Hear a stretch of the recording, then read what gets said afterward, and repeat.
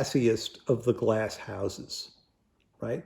So while we may have the biggest weapons, we're nothing but picture windows. And it's really easy to throw a rock through one.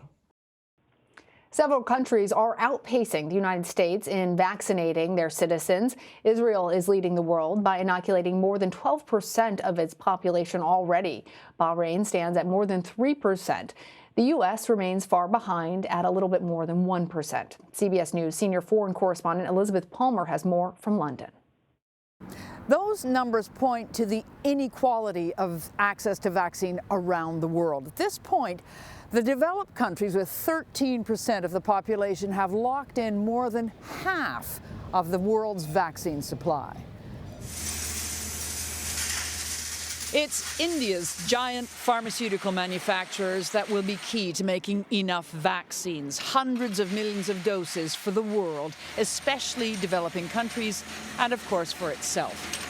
The Indian government staged a dry run for a gargantuan program that will try to inoculate 1.5 million people a day. You see how short of breath you are. But as vaccinations gathered speed, so did the virus.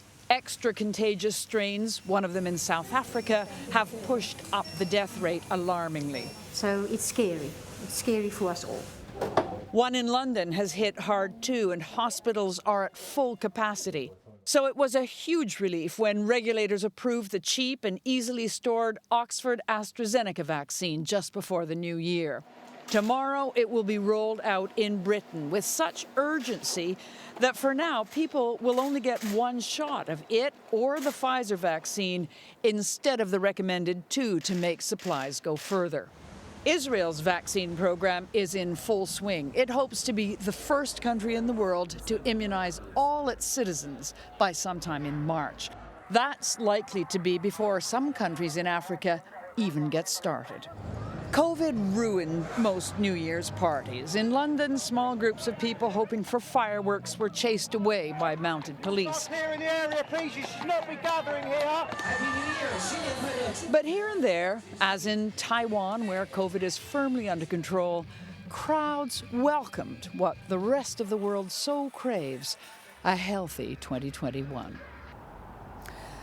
Global widespread vaccination has to be underway before things like safe travel can resume for all of us.